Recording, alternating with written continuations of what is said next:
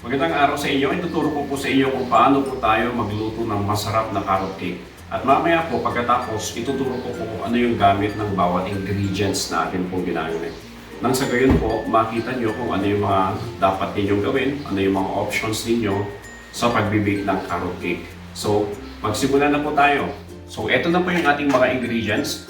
2 cups all-purpose flour, 2 cups white sugar, 2 teaspoon cinnamon powder, yung imported po, 2 teaspoon baking powder, 2 teaspoon baking soda, 1/2 teaspoon iodized salt, 4 na pirasong itlog, 1/2 cup butter, 1 1/4 cup corn oil or canola oil, 3 cups of carrots, tinanggalan ko po ng kanyang tubig. Okay, so 3 cups. This is how you measure it. Medyo na dense po siya. And this is optional ingredients. You may or may not put this. 1 cup pecans chopped and 1/2 cup raisins chopped. So I also prepared 2 9-inch na round pan. Nalagyan ko na po siya ng wax paper.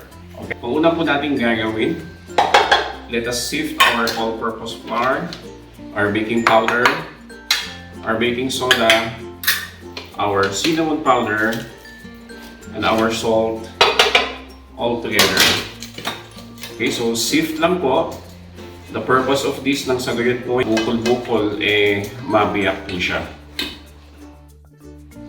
Okay, so sifted na po lahat yung ating mga powdered ingredients and we will set this aside. Lagay po lang natin sa isang tabi. Ang susunod na po natin gagawin, kunin po natin yung ating carrots. Okay? And then, biyakin po natin yung ating mga itlog dito sa ating carrots. Okay, so gamit na po yung ating wooden spoon. Haluin lang po natin. Huwag po nating haluin ng mabilis. Lagay po natin yung ating 2 cups na white sugar, 1/2 cup ng butter, and 1 1/4 cup of 1 1/4 cup of corn oil. Okay, so haluin lang po natin siya ng ganito. As you can see, naghalo na po siya ng maigi, the butter, the oil, and all the ingredients po na wet. Lagay na po natin yung ating pecans. And then ilagay na rin po natin yung chopped raisins. And what we want to do here is to add 1/2 portion of our sifted ingredients. And then, haluin po natin. Okay, wala pong diferensya kung clockwise o crosswise. Parehas lang po yun.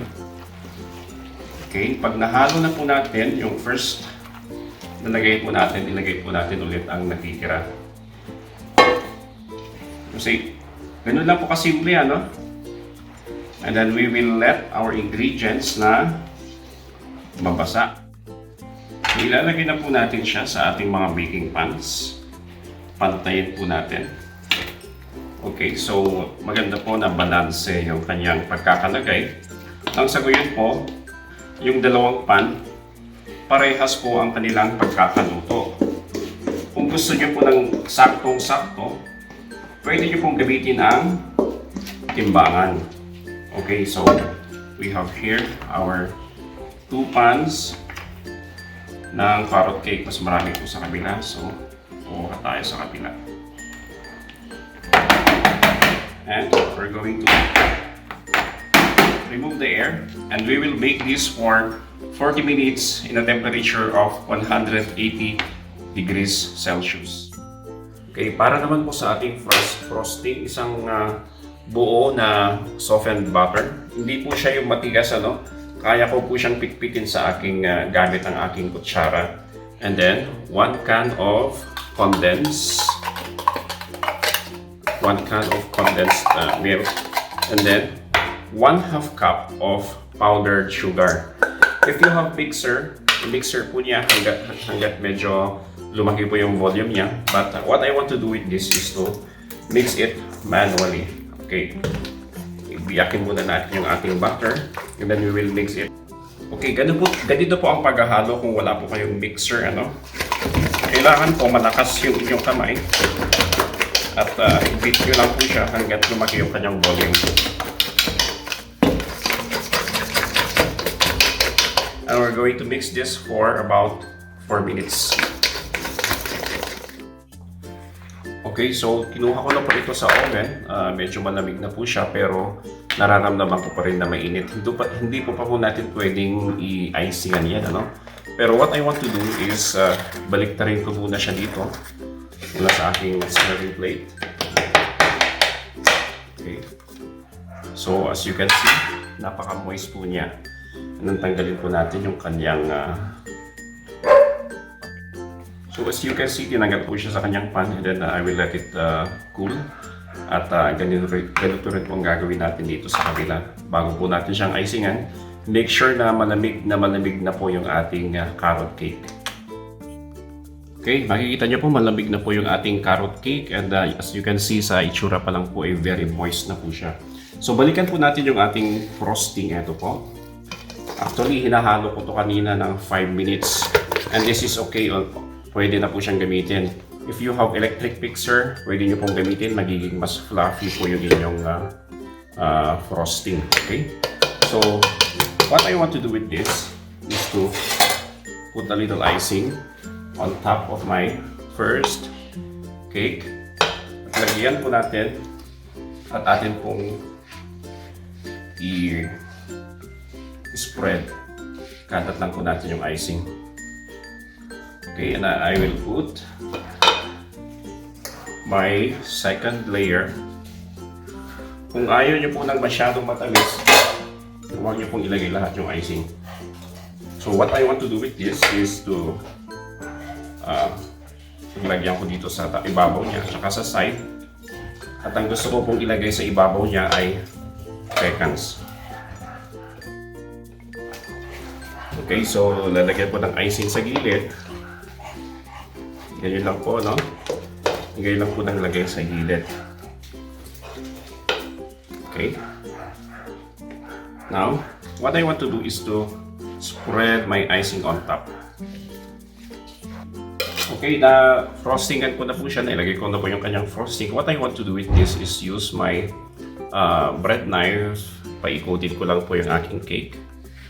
Ayan. And so, meron po siyang design na lines. Okay, ito po ang gusto kong ilagay sa aking ibabaw ng cake. So, ayoko pong maglagay ng candy. If you want to put, meron po yung carrot design na candy, pwede nyo pong gamitin. So, what I want to do with this is to put line.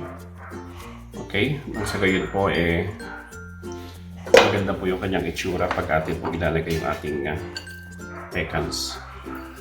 Okay. So, ganun lang po, ano.